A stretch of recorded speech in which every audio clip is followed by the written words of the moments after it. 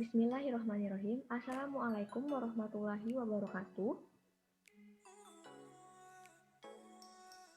Baik, untuk semua siswa yang berada di live Zoom ini, segera untuk on-cam terlebih dahulu sebelum proses pembelajaran kita ini dimulai. Oke, untuk itu, kalau semuanya sudah on-cam seperti ini, apa kabar semuanya? Semoga kalian semua diberi kesehatan dan kekuatan agar bisa belajar dengan semangat di hari ini, walaupun selalu jaga kesehatan semua di rumah ya, walaupun kita pembelajarannya di sini tuh daring. Oke, sebelum proses pembelajaran kita ini dimulai, Ibu minta siapa ketua kelasnya hari ini? Siapa ketua kelasnya di kelas ini? Ya, diminta untuk ketua kelasnya. Sebelum proses pembelajaran kita ini dimulai, alangkah baiknya kita berdoa terlebih dahulu. Kepada ketua kelas dipersilakan untuk memimpin doa terlebih dahulu. Berdoa dimulai. Selesai. Amin ya rabbal alamin. Kemudian selanjutnya Ibu absensi terlebih dahulu ya kehadiran kalian satu persatu. Alif Noval, Anira Syahadati, Anissa Melinda, Anya Nurafifah, Arda Putra, Ayuming Rahma, Azril Normansyah. Oke, semuanya sudah di absen ya. Berarti semuanya ini di sini hadir semua, alhamdulillah. Oke, selanjutnya kita masuk kepada pembahasan materi kita hari ini, yaitu gangguan pada sistem pencernaan manusia. Setelah sebelumnya di minggu kemarin kita sudah mempelajari mengenai struktur dan sistem pencernaan pada manusia dan hewan ruminasia. Adapun tujuan pembelajaran dari pertemuan kita hari ini yaitu adalah menganalisis proses sistem pencernaan manusia dengan tepat melalui kegiatan mengamati gambar, membaca teks PPT dan diskusi. Kemudian yang kedua yaitu adalah menyajikan hasil data mengenai gangguan bioproses sistem pencernaan manusia dengan benar melalui studi literatur dan berbagai sumber dan diskusi kelompok. Nah, sebelumnya Ibu ingin mau tanya sama kalian. Ayo, Ibu mau tanya sama kalian, sudah makan apa saja hari ini? Sudah sarapan kan hari ini? Sudah sarapan kan sebelum proses pembelajaran ini dimulai? Nah, bagus sekali. Sarapan itu penting untuk kita agar pikiran kita dan kita juga bisa menyerap ilmu dengan baik dengan kondisi tubuh kita yang sudah fit. Siapa yang di antara kalian ini yang doyan banget makan? Jadi makannya itu banyak. Doyan makan itu sebenarnya nggak ada salahnya kok. Tapi tahukah kamu, sistem pencernaanmu itu juga berpotensi terserang penyakit loh. Wah, kira-kira penyakit apa saja ya yang ada pada sistem pencernaan? Nah, adapun penyakit pada sistem pencernaan ini, penyakit yang pertama bisa kita lihat pada gambar yaitu adalah parotitis. Parotitis ini merupakan pembengkakan kelenjar ludah yang disebabkan oleh virus yang bernama paramyxovirus. Kamu tahu nggak apa nama lain dari penyakit parotitis? Ada yang tahu? Iya, penyakit parotitis ini tuh disebut juga dengan penyakit gondongan. Jadi penyakitnya itu penderita penyakit ini mengalami pembengkakan di leher bagian atas atau pada pipi bagian bawah. Penyakit ini bisa menyerang anak-anak walaupun tidak menutup kemungkinan untuk orang dewasa juga bisa terserang penyakit tersebut. Jadi penyakitnya ini bisa kita lihat pada gambar, itu ada terjadinya pembengkakan di sini. Di mana pembengkakannya itu di bawah pipi. Kemudian yang kedua yaitu adalah penyakit kerostomia. Nah, penyakit kerostomia ini tuh merupakan penyakit gejala mulut yang kering karena kurangnya produksi saliva. Ada yang tahu di sini saliva itu apa? Iya, benar. Saliva itu merupakan ludah atau kelenjar air ludah. Jadi bisa dilihat pada gambar di sini itu karena dia mengalami kekurangan produksi air ludah, sehingga ludahnya itu menjadi pecah-pecah seperti yang terlihat pada gambar. Kerostomia ini juga bisa terjadi karena adanya penyakit yang menyerang pusat ludah, saraf yang membawa rangsangan ludah, atau perubahan komposisi elektronik ludah. Nggak nyangka ya, ternyata kelenjar ludah kita ini bisa punya masalah loh. Makanya sering-sering jaga kesehatan, kemudian selalu banyak minum agar kita terhindar juga dari dehidrasi. Oke, sampai di sini paham untuk materi penyakit parotitis sama kerostomia. Kalau misalnya paham, kita lanjut pada slide berikutnya. Oke. Nah, untuk slide berikutnya ini, penyakit yang ketiga yaitu adalah karies gigi. Di mana bisa dilihat pada gambar bahwa karies gigi ini merupakan penyakit yang merusak struktur gigi seperti gigi yang berlubang. Ayo kalian semua, ada nggak yang giginya berlubang? Penyakit gangguan pada gigi berlubang ini itu terbentuk karena karies gigi ini adalah penyakit gigi berlubang yang terbentuk karena lapisan enamel gigi terkikis oleh asam yang dihasilkan oleh bakteri. Ketika sisa-sisa makanan tertinggal di sela-sela gigi, sisa-sisa makanan tersebut akan menjadi media pertumbuhan bakteri. Bakteri mencerna sisa makanan tersebut dan menghasilkan asam. Asam inilah yang akan mengikis lapisan tersebut. Nah, makanya kalau misalnya kita setelah makan ataupun biasanya kita sebelum tidur itu diharuskan atau dianjurkan untuk menggosok gigi. Karena supaya kuman-kuman pada saat kita makan yang menyangkut atau menempel di gigi ini bisa segera dibasmi ataupun diatasi sehingga tidak menimbulkan gigi berlubang. Yang keempat itu adalah penyakit gastritis. Gastritis ini merupakan gangguan penyakit yang terjadi ketika lapisan kulit dalam lambung meradang atau membengkak. Nah, bisa dilihat pada gambar bahwa lambung yang meradang itu seperti yang terlihat pada gambar gastritis. Penyakit gastritis ini biasanya disebabkan oleh asam lambung yang meningkat. Hal ini disebabkan biasanya dengan pola makan yang tidak teratur, kemudian pola tidurnya berantakan, tidak teratur, ada yang begadang biasanya. Nah, kalian semua di sini pasti kan kayak selalu ada yang begadang gitu. Kalau misalnya kamu tidak menjaga pola makan teratur dan pola tidur yang tidak teratur, kamu bisa berpotensi loh untuk ternyata sehingga kita itu harus menjaga asam lambung kita agar tidak naik dan terhindar dari penyakit gastritis ini.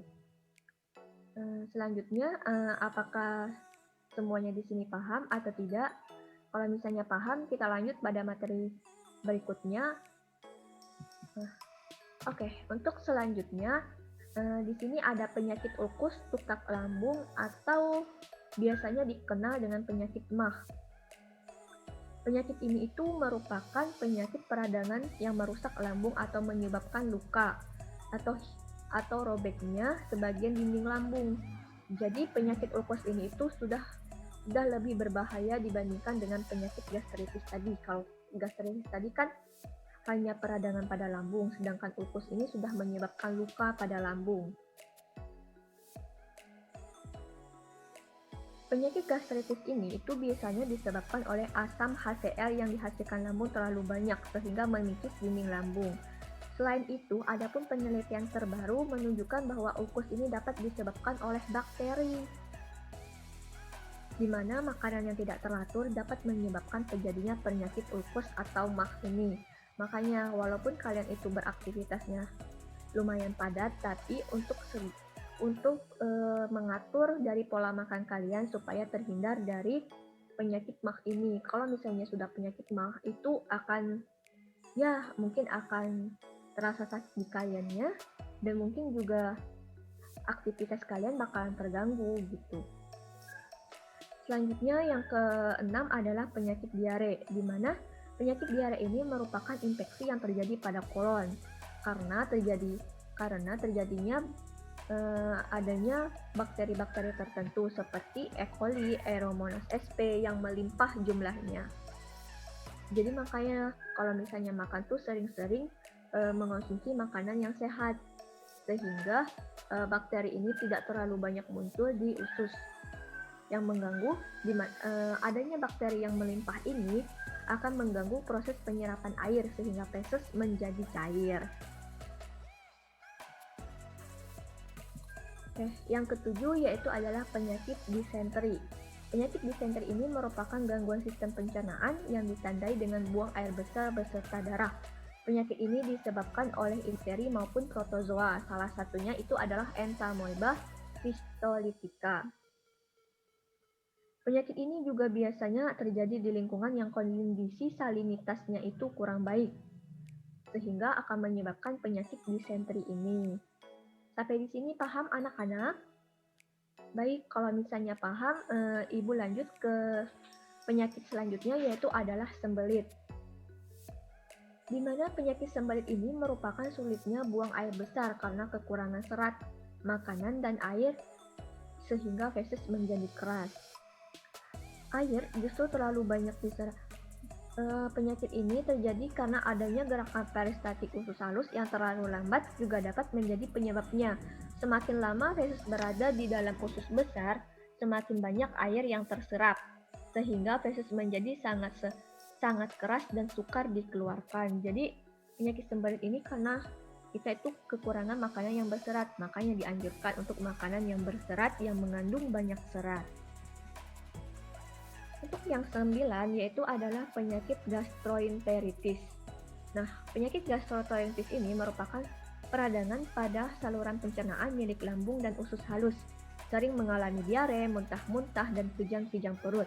Nah, penyakit ini tuh ditandai dengan diare tadi, muntah-muntah, dan kejang perut.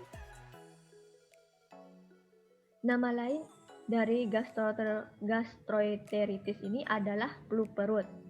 Wah, ternyata perut kita ini bisa terkena flu ya, tidak hanya hidung yang bisa terkena flu. Penyakit ini juga sangat mudah menyebar di lingkungan yang tertutup, misalnya ruang kelas ataupun tempat penitipan anak. Jadi, walaupun di kondisi apapun, kita juga harus menjaga keadaan di sekitar agar kita itu juga terhindar dari penyakit ini. Sampai di sini paham anak-anak? Kalau misalnya paham, Ibu lanjut ya. Yang ke-10 adalah penyakit appendicitis. Appendicitis ini merupakan peradangan appendix umbai cacing. Umbai cacing ini dimana berfungsi untuk mempertahankan baik dalam usus untuk mengolah makanan. Appendix ini ada yang tahu appendix ini disebut juga dengan penyakit apa? Iya benar, appendix ini disebut juga dengan penyakit radang usus buntu. Nah, radang usus buntu ini tuh sering disebabkan oleh bakteri. Hal ini dapat terjadi karena adanya penyumbatan usus buntu oleh tinja yang mengeras ataupun ada zat-zat asing lainnya. Misalnya, kita memakan biji-bijian, jadi tersumbat di dalam sistem pencernaan kita. Appendix ini dapat menyebabkan usus buntu bengkak, membusuk, dan pecah. Oke. Sampai di sini paham untuk materi hari ini ataukah ada yang ingin ditanyakan? Terima kasih. Untuk itu, kalau misalnya tidak ada yang ingin ditanyakan oleh kalian, dengan kita sudah mempelajari gangguan pada sistem pencernaan ini, diharapkan untuk kalian semua itu bisa menjaga pola tidur kalian, pola makan kalian agar terhindar dari berbagai sistem penyakit pada sistem pencernaan manusia ini. Adapun cara menjaga kesehatan dari sistem pencernaan ini yaitu dengan kalian menjaga pola makan teratur, kemudian olahraga teratur, cukupi kebutuhan asupan cairan, perbanyak mengonsumsi makanan berserat seperti buah-buahan, sayur-sayuran sehingga terhindar dari penyakit apa tadi? Ya, penyakit sembelit, kemudian diare, kemudian itu harus kalian kelola stres. Walaupun di keadaan pandemi kayak gini dengan proses pembelajaran daring yang tidak ketemu dengan teman-teman kalian, tapi di sisi lain kalian harus mengelola stres agar terhindar dari berbagai penyakit yang menghampiri kita. Kemudian mengonsumsi makanan yang bernutrisi. Makanan yang bernutrisi itu adalah makanan yang sangat penting untuk kita semua untuk menjaga kesehatan kita. Jangan menunda buang air besar. Nah, karena kalau misalnya kita menunda buang air besar, itu feses kita lama-lama akan keras yang terjadinya penyakit sembalit itu tadi bisa menyebabkan itu. Kemudian batasi mengonsumsi makanan yang mengandung gula. Makanan yang mengandung gula itu memang tidak baik untuk tubuh kita. Selanjutnya, apakah di sini sudah paham? Adapun kesimpulan dari pembelajaran ini yaitu, ayo semua, apakah ada salah satu siswa yang ingin menyampaikan apakah kesimpulan dari kita mempelajari gangguan sistem pencernaan ini? Ya, silahkan. Apa yang kamu tangkap dari kita mempelajari sistem gangguan pencernaan ini? Apa sih manfaatnya gitu? Oke.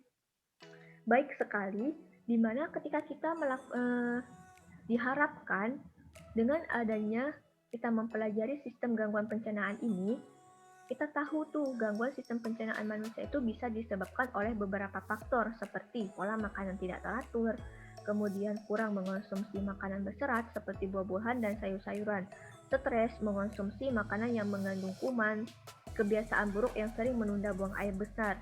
Sehingga diharapkan untuk kalian semua bisa menjaga kesehatan kalian, pola makan kalian yang teratur, supaya terhindar dari gangguan penyakit pada sistem pencernaan.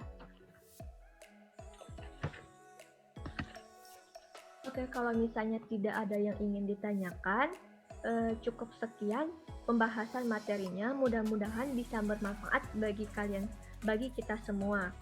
Untuk mengenai penugasan, di sini Ibu sudah membuat LKPD yang akan dikerjakan secara individu untuk kalian semua. Tugas tersebut untuk kalian semua. Kemudian juga untuk pertemuan selanjutnya, jika tidak ada perubahan, kita akan mengadakan evaluasi pembelajaran dengan materi, struktur dan proses pencernaan pada hewan dan manusia yang telah kita pelajari di minggu lalu, dan materi sekarang yaitu adalah gangguan penyakit pada sistem pencernaan manusia. Oke, baik. Sebelum kita tutup materi kita marilah kita sama-sama berdoa kepada Allah Subhanahu wa Ta'ala agar apa yang kita pelajari pada hari ini menjadi ilmu yang bermanfaat untuk kita semua. Dengan itu, marilah kita tutup pembelajaran kita ini dengan berdoa terlebih dahulu. Menurut kepercayaan masing-masing, berdoa dimulai. Amin ya rabbal alamin. Baik, cukup sekian pembelajaran kita hari ini. Sampai bertemu lagi di pertemuan selanjutnya.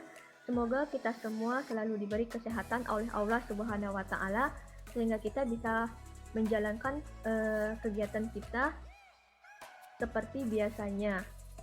Oke, sekian proses pembelajaran kita hari ini. Wassalamualaikum warahmatullahi wabarakatuh.